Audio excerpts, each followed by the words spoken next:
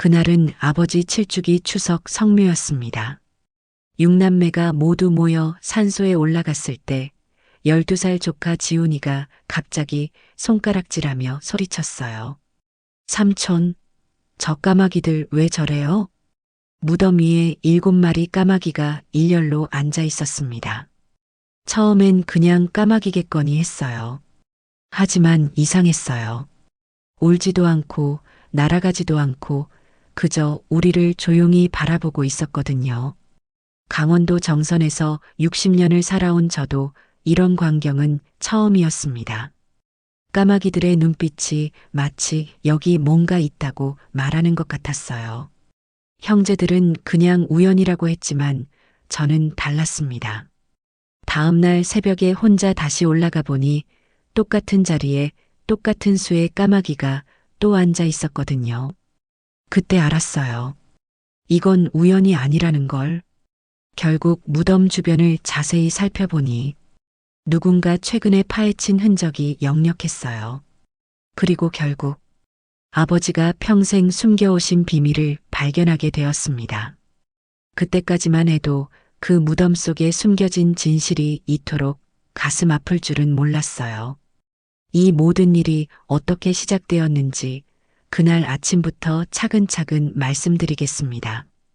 가을바람이 쌀쌀하게 불어오는 10월 초 강원도 정선의 작은 마을에는 아침부터 분주한 움직임이 있었어요. 오늘은 아버지와 박남식님의 칠주기 추석 성묘날이었거든요.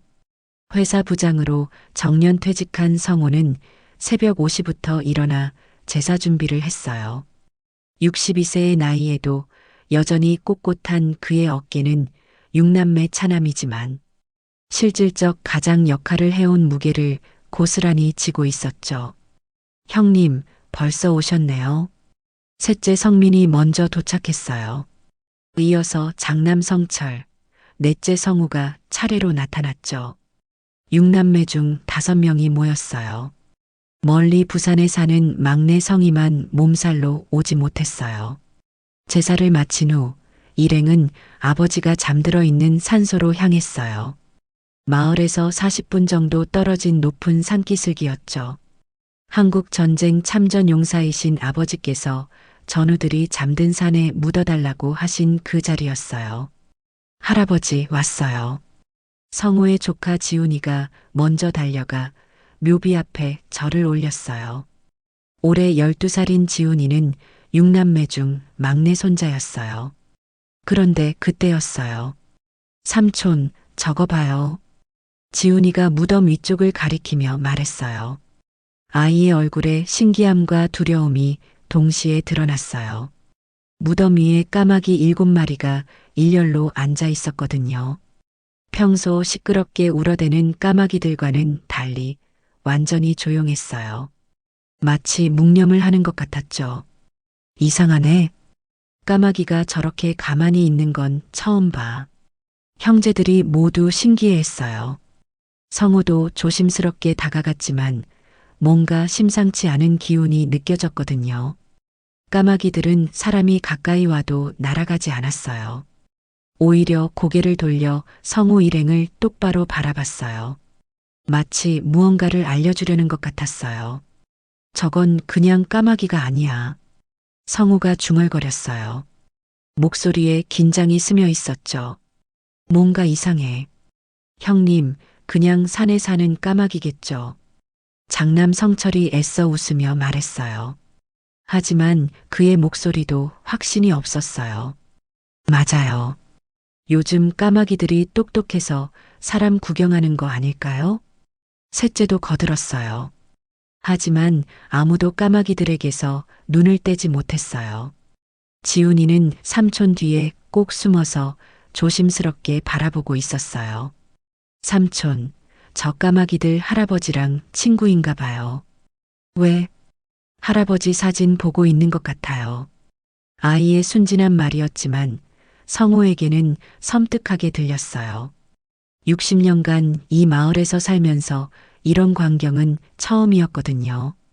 뭔가 중요한 메시지가 숨어 있다는 직감이 뼛속까지 스며들었어요. 형님, 이제 내려가요. 아이가 무서워하잖아요. 넷째가 성우의 팔을 잡아당겼어요. 그래, 내려가자. 성우가 마지못해 동의했어요. 하지만 발걸음을 돌리면서도 계속 뒤를 돌아봤어요. 까마귀들은 여전히 그 자리에 있었어요. 7마리 모두 같은 방향을 바라보고 앉아 있었죠. 마치 무덤을 지키는 파수꾼 같았어요. 산을 내려오는 길, 형제들은 각자 다른 반응을 보였어요. 그냥 우연이야. 까마귀가 무덤에 앉는 게 이상한 일도 아니고. 맞아. 너무 신경 쓰지 마. 하지만 성우는 계속 마음이 무거웠어요. 아버지께서 돌아가시기 전 마지막에 하신 말씀이 떠올랐거든요. 성우야, 내가 지키지 못한 약속이 있다. 그때는 병상에서 헛소리 하시는 줄 알았는데 오늘 까마귀들을 보니 뭔가 다른 의미인 것 같았어요. 집으로 돌아가는 차 안에서 지훈이가 작은 목소리로 말했어요. 삼촌, 할아버지가 뭔가 알려주려고 하는 것 같았어요. 성우의 가슴이 철렁했어요. 뭘? 잘은 모르겠는데 뭔가 중요한 이야기인 것 같았어요. 까마귀들이 할아버지 대신 말하는 것 같았어요. 아이의 순진한 말이었지만 성우에게는 심각하게 들렸어요. 그날 밤 성우는 잠을 이루지 못했어요. 까마귀들의 모습이 계속 머릿속을 맴돌았거든요. 그 조용하고 엄숙한 자세가 마치 무언가를 경고하는 듯 했어요. 새벽 4시가 되어서야 겨우 잠들었지만 꿈속에서도 까마귀들이 나타났어요. 이번에는 더 많은 수로 아버지의 젊은 시절 모습 주위를 날아다니고 있었죠. 꿈속에서 아버지가 군복을 입고 나타나 말했어요. 성우야, 내가 지키지 못한 약속을 내가 대신 지켜다오. 성우는 식은땀을 흘리며 잠에서 깼어요. 가슴이 쿵쾅거렸어요. 30년간 회사 생활을 하면서 쌓인 직감이 강하게 말하고 있었어요. 아버지께 우리가 모르는 중요한 이야기가 있다고. 성우는 그날 밤 제대로 잠을 이루지 못했어요. 눈을 감을 때마다 7마리 까마귀의 모습이 떠올랐죠. 그 엄숙하고 조용한 자세가 마치 무언가를 간절히 호소하는 것 같았어요. 이상해, 정말 이상해. 성우는 스스로를 달래려 했지만 가슴 깊은 곳에서 올라오는 의문을 떨쳐낼 수 없었어요. 30년간 직장 생활을 하면서 쌓인 직감이 계속 경고음을 울려댔죠. 새벽 5시, 성우는 결국 잠자리에서 일어났어요.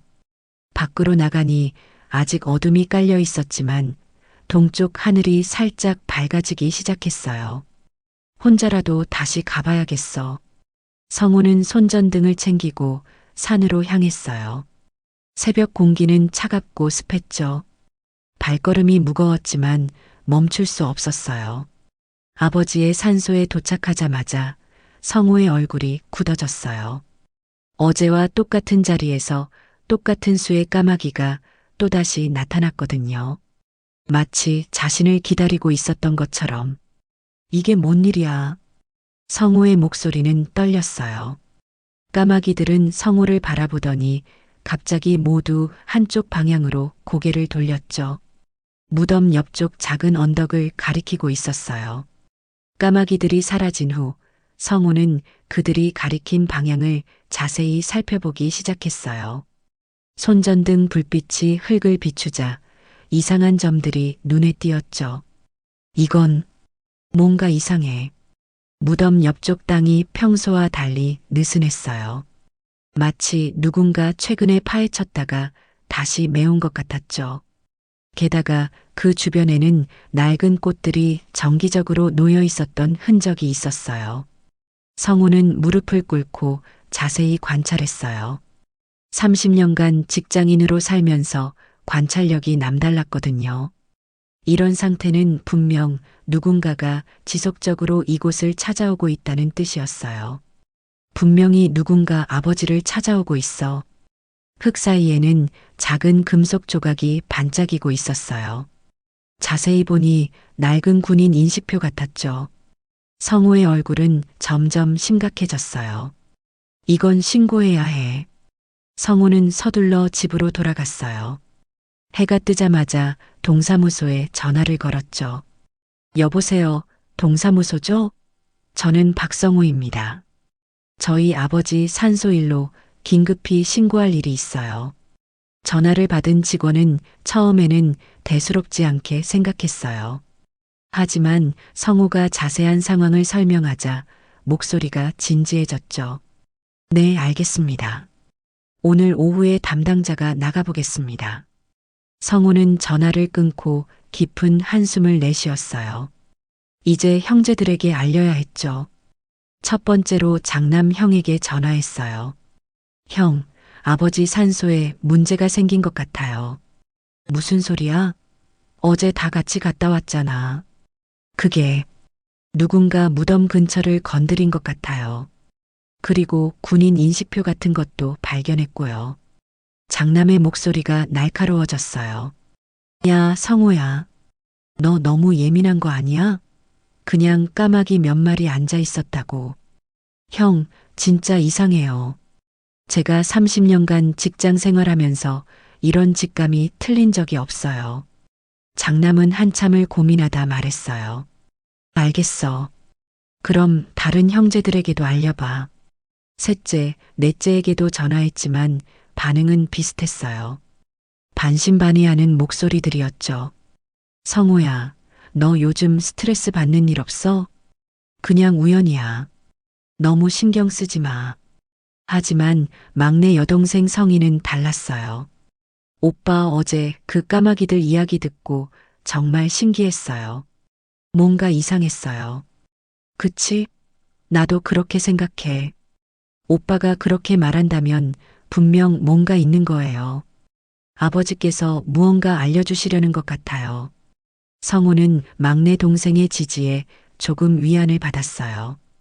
오후 2시 동사무소 직원과 경찰이 산소를 찾아왔어요. 성우는 자세히 상황을 설명했죠. 여기 보세요.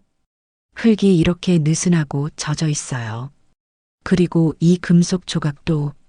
젊은 경찰관은 처음에는 대수롭지 않게 생각했어요.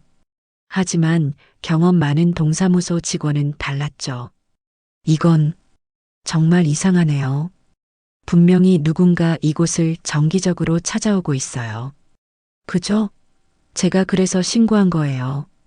경찰관도 자세히 살펴보더니 고개를 끄덕였어요. 일단 사진을 찍고 기록을 남기겠습니다. 그리고 이 금속 조각도 감정을 받아봐야겠네요. 그날 저녁 성우는 6남매 전체에게 연락을 돌렸어요. 긴급 가족회의를 소집한 거죠. 뭔가 심각한 문제가 생긴 것 같아요. 아버지 무덤 근처를 조사해 봐야 할 것 같아요. 전화기 너머로 형제들의 놀란 목소리가 들렸어요. 조사? 갑자기 왜? 돈이 얼마나 들어가는데? 정말 필요한 일이야? 성우는 차분하게 상황을 설명했어요. 하지만 형제들의 반응은 반반으로 갈렸죠. 장남과 넷째는 반대했어요. 너무 성급한 결정이야. 좀 더 지켜봐야지. 하지만 셋째와 막내들은 성우의 판단을 믿는다고 했어요. 성우가 그렇게 말한다면 분명 이유가 있을 거야. 그날 밤 성우는 어머니를 찾아갔어요. 83세의 어머니는 여전히 정정했지만 요즘 들어 아버지 이야기만 나오면 눈물을 글썽였어요. 어머니, 아버지 산소일로 말씀드릴 게 있어요. 어머니는 조용히 성우의 말을 들었어요. 그리고 한참을 생각하더니 입을 열었어요. 성우야, 사실 내 아버지한테는 우리가 모르는 이야기가 있을 거야. 네, 전쟁 이야기. 그때 무슨 일이 있었는지 끝까지 말씀 안 하셨거든. 돌아가시기 전에도 계속 누군가 이름을 부르시더라. 어머니의 말에 성우는 큰 충격을 받았어요. 누구 이름이요? 김철수. 그 이름을 계속 부르시면서 미안하다고. 약속을 지키지 못했다고. 김철수. 성우는 그 이름을 기억해 두었어요. 어머니, 혹시 그분에 대해 더 아시는 거 있나요? 아니야. 내 아버지가 전쟁 이야기는 절대 안 하셨거든. 너무 아팠나 봐. 어머니의 말에 성우는 더욱 확신이 섰어요. 조사해 보겠어요, 어머니. 성우의 목소리는 단호했어요. 가족의 차남으로서, 그리고 아버지의 아들로서 진실을 밝혀야 한다는 사명감이 들었어요. 밤하늘에는 별들이 반짝이고 있었어요. 하지만 성우의 마음은 여전히 무거웠어요.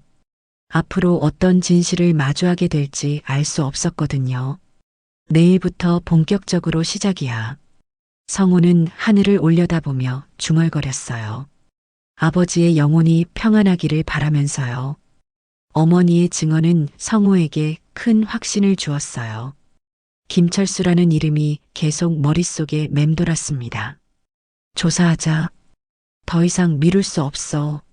성우는 떨리는 손으로 발굴 전문 업체에 전화를 걸었어요. 30년간 직장 생활의 경험에도 이런 일은 처음이었습니다. 가슴이 두근거렸어요. 내일 아침 일찍 와주세요.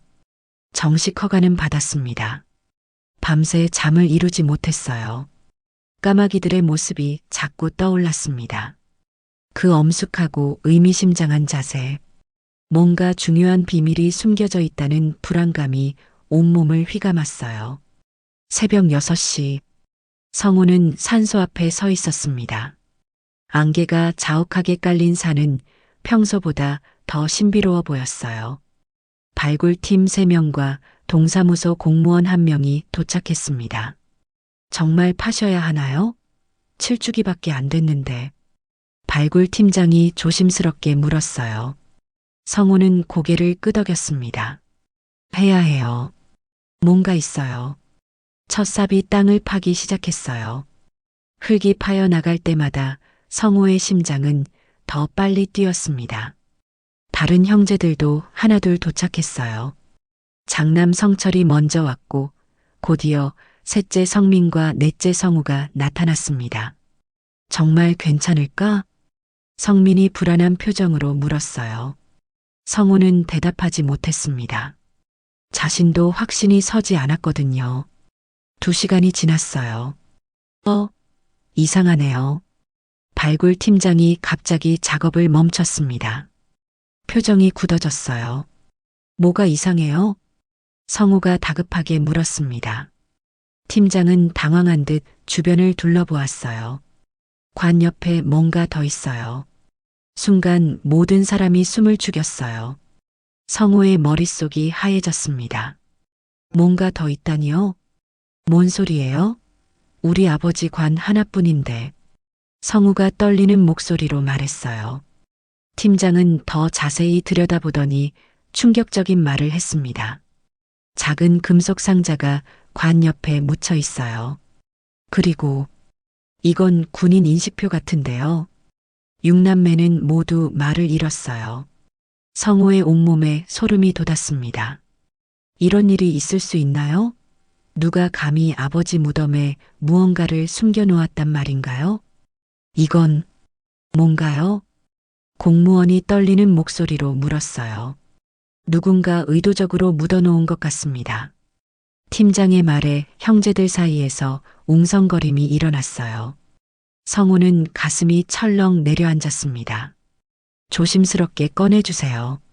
성우가 결단을 내렸습니다. 진실을 알아야 했어요. 발굴팀이 조심스럽게 금속 상자를 꺼냈어요. 녹이 쓴 낡은 철제 상자였습니다. 크기는 신발 상자 정도였죠. 상자 위에는 한자로 김철수라는 이름이 새겨져 있었어요. 김철수.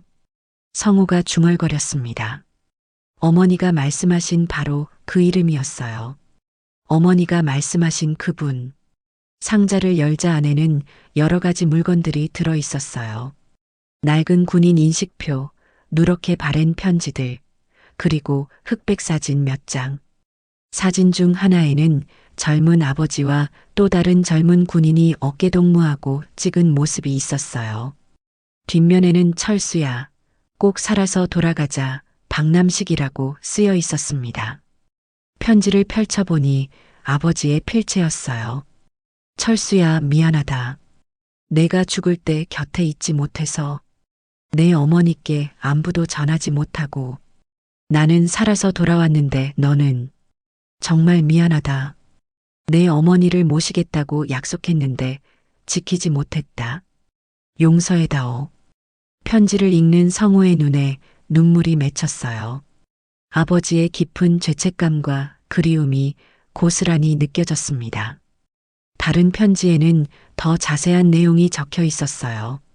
1951년 1월, 김철수는 나를 구하려다 적의 총탄에 맞아 전사했다. 그는 죽기 전 나에게 말했다. 형님, 우리 어머니 좀 부탁해요. 혼자 계셔서 나는 약속했다. 하지만 돌아와서 너무 바빴다. 결혼하고 아이들 키우고 시간이 지나면서 그 약속을 잊고 살았다. 이제야 정신이 든다. 너무 늦었지만 성우는 편지를 다 읽지 못하고 주저앉았어요. 가슴이 미어지는 것 같았습니다. 아버지, 그제야 모든 퍼즐이 맞춰지기 시작했어요. 까마귀들의 의미, 무덤 근처를 찾아오는 누군가의 정체. 혹시 이 김철수 씨 가족을 찾아봐야 하는 거 아닌가요? 공무원이 조심스럽게 말했어요. 성우의 머릿속이 복잡해졌습니다. 이제 어떻게 해야 할까요? 60년도 더 된 일이고 김철수 씨의 가족이 아직 살아계실까요? 일단 신원부터 찾아봅시다. 성우가 결심했어요. 그리고 이 상자는 안전한 곳에 보관해 주세요. 마음속에서는 이미 불길한 예감이 자라나고 있었습니다. 이 일이 단순히 끝나지 않을 것 같았어요. 아버지의 마지막 소원을 이루어 드려야 한다는 사명감이 밀려왔습니다. 며칠 후 동사무소에서 연락이 왔어요. 놀라운 소식이었습니다. 김철수 씨의 가족을 찾았습니다. 공무원의 목소리가 흥분되어 있었어요. 김철수 씨의 어머니 이순자 씨가 아직 생존해 계십니다. 올해 94세이시고 정선 근처 요양원에 계세요. 성우의 가슴이 쿵쾅거렸어요. 94세면 아직 살아계신다는 뜻이잖아요. 치매는 없으신가요? 그게 경증 치매가 있으시긴 한데 가끔 또렷한 순간이 있다고 하더군요. 특히 아들 이야기만 나오면 성우는 즉시 요양원을 찾아가기로 결심했어요. 이순자 할머니는 침대에 앉아 창밖을 바라보고 있었어요. 94세의 나이에도 불구하고 여전히 꼿꼿한 자세였어요. 할머니, 성우가 조심스럽게 불렀어요. 할머니가 천천히 고개를 돌렸어요. 눈빛이 흐릿했지만 뭔가를 알아보려는 듯 했어요. 누구시지요? 박성우라고 합니다. 철수님 친구분의 아들이에요. 그 이름을 듣자 할머니의 눈이 갑자기 또렷해졌어요. 마치 오랜 잠에서 깨어나는 것처럼. 철수, 우리 철수? 할머니의 목소리가 떨렸어요. 성우는 아버지 사진과 발견된 편지들을 꺼내 보여줬어요. 할머니의 눈에서 눈물이 주르르 흘렀어요. 철수, 우리 아들 철수. 할머니가 중얼거렸어요. 할머니, 우리 아버지가 할머니를 찾고 계셨어요. 성우가 간절히 말했어요. 할머니는 한참을 울더니 떨리는 목소리로 이야기를 시작했어요. 철수가, 우리 철수가 전쟁에서 안 돌아온 지 70년이 넘었어요. 그런데 철수 친구가 살아계셨었구나. 네, 그런데 얼마 전에 돌아가셨어요. 그런데 돌아가시기 전까지 할머니를 걱정하고 계셨어요. 할머니의 고백이 이어졌어요. 아들을 잃은 슬픔, 혼자 버텨온 70년의 세월, 그리고 아직도 아들을 기다리는 마음. 철수가 죽기 전에 편지를 썼어요. 어머니, 제가 먼저 가더라도 슬퍼하지 마세요. 제가 먼저 죽더라도 남식이 형님이 어머니를 꼭 찾아뵐 거예요 라고. 성우의 가슴이 뭉클해졌어요. 그래서 할머니가 아버지 무덤을 찾아오고 계셨던 거였어요? 할머니, 그럼 아버지 산소에 꽃을 가져다 놓으신 분이. 네. 한 달에 한 번씩 가서 인사드렸어요. 우리 철수 대신 모든 것이 이해되었어요. 까마귀들은 할머니를 아버지께 안내하는 전령이었던 거예요. 성우는 할머니의 손을 잡았어요. 할머니, 이제 걱정 마세요. 저희가 할머니를 모실게요.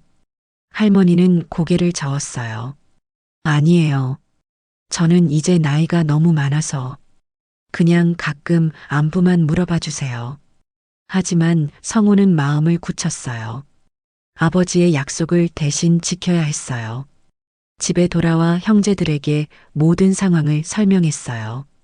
처음에는 당황했던 형제들도 점차 이해하기 시작했어요. 그럼 우리가 할머니를 모셔야 하는 거네. 장남 성철이 말했어요. 아버지의 마지막 소원이잖아. 결국 육남매는 만장일치로 결정했어요. 이순자 할머니를 가족으로 모시기로 했어요. 하지만 할머니의 건강이 급격히 악화되고 있었어요. 94세의 고령에 치매까지. 의사는 오래 못 버티실 것 같다고 했어요. 성우는 매일 요양원을 찾아가 할머니 곁을 지켰어요. 할머니는 가끔 또렷해지실 때마다 아들 철수 이야기를 해주셨어요. 우리 철수는 정말 효자였어요. 전쟁 나가기 전까지 어머니 걱정만 했어요. 그러던 어느 날 밤 할머니께서 조용히 눈을 감으셨어요. 마지막까지 철수야, 어머니가 간다라고 중얼거리시며 성우는 깊은 슬픔을 느꼈어요. 이제 정말 모든 것이 끝나는 것 같았어요. 할머니, 이제 아들과 만나세요. 할머니의 장례를 정성껏 치렀어요. 육남매 모두가 참석했고 마을 사람들도 많이 와주었어요. 그리고 성우는 결정했어요. 할머니를 아버지 옆에 모시기로.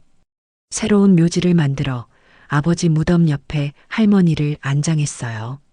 그리고 그 사이에 김철수 씨의 위패를 함께 모셨어요. 세 개의 작은 무덤이 나란히 자리 잡았어요. 이제야 아버지의 약속이 이루어졌네요. 성철이 성우의 어깨에 손을 올렸어요. 성우 덕분이야. 내가 아니었다면 영원히 몰랐을 거야. 마을 사람들도 성우를 다시 보기 시작했어요. 60년간 지켜온 마을에서 이런 아름다운 일이 일어났다고 모두들 감동해했어요. 박성우는 정말 대단하구나. 저런 효심을 어디서 보겠어. 아버지의 약속을 대신 지키다니. 진짜 효자다. 성우는 마을 어르신들의 칭찬에 겸손하게 고개를 숙였어요. 저는 그냥 아들로서 할 일을 했을 뿐이에요. 몇 달이 지났어요. 마을은 다시 평온을 되찾았어요. 전쟁의 아픈 기억도 점차 치유되어 갔어요. 어느 날 성우는 새 무덤을 찾았어요. 새로 정비된 묘지는 깔끔하고 정갈했어요. 아버지, 이제 편히 쉬세요. 약속 지켜드렸어요. 성우의 눈에 눈물이 맺혔어요. 하지만 그 눈물은 슬픔보다는 안도감이었어요. 바람이 살랑 불어왔어요. 그때였어요. 하늘에서 7마리 까마귀가 날아와 새 무덤 위에 조용히 앉았어요. 이번에는 울지도 않고 소란스럽지도 않게 그냥 조용히 묵념하는 것처럼. 성우는 미소를 지으며 바라봤어요. 고맙다 너희들아. 덕분에 아버지 마음을 알 수 있었어. 까마귀들은 잠시 앉아 있다가 하늘 높이 날아올랐어요. 마치 임무를 완수한 것처럼. 성우는 따뜻한 마음으로 집으로 돌아왔어요. 어머니가 마당에서 기다리고 계셨어요. 어머니, 다녀왔습니다. 고생했구나, 성우야. 내 아버지도 이제 마음 놓으실 거야. 네, 어머니. 어머니는 따뜻한 미소를 지으셨어요. 전쟁이란 게 그런 거야. 살아남은 사람들이 더 힘든 거지. 내 아버지도 70년간 그 짐을 지고 사셨던 거야. 그날 밤 성우는 오랜만에 깊은 잠을 잤어요. 마음이 평온했어요. 아버지의 아들로서 그리고 한 사람의 인간으로서 옳은 일을 했다는 확신이 들었어요. 며칠 후 성우는 다시 새 무덤을 찾았어요. 이번에는 6남매가 모두 함께였어요. 아버지, 할머니, 철수 삼촌, 저희가 다 왔어요. 막내 성희가 작은 목소리로 말했어요. 새 무덤 앞에는 마을 사람들이 가져다 놓은 꽃들이 가득했어요. 이상해요. 이제는 마음이 정말 편해졌어요. 성민이 중얼거렸어요. 그래요. 아버지도 이제 마음 편히 쉬실 것 같아요. 성우는 새 무덤을 차례로 바라보며 깊은 감사함을 느꼈어요. 마을로 돌아오는 길, 6남매는 어린 시절 이야기를 나누며 웃었어요. 오랜만에 들리는 형제들의 웃음소리였어요. 우리 아버지가 보시면 정말 좋아하실 텐데. 성희의 말에 모두가 고개를 끄덕였어요. 마을의 지혜는 바로 이런 것이었어요. 원망보다는 이해를, 분노보다는 용서를 선택하는 것. 그리고 그 지혜가 가족을 더욱 단단하게 만들어 주었어요. 해가 지고 있었어요. 성우는 창밖을 바라보며 생각했어요. 아버지, 이제 정말 편안하시겠어요. 마을에는 다시 평화가 찾아왔어요. 그리고 그 평화 속에서 새 영혼이 함께 쉬고 있었어요. 영원히. 오늘의 영상은 여기까지입니다. 오늘의 사연 재밌게 보셨다면 좋아요와 구독 꼭 부탁드릴게요. 가정에 행복한 일만 가득하길 기원합니다. 감사합니다.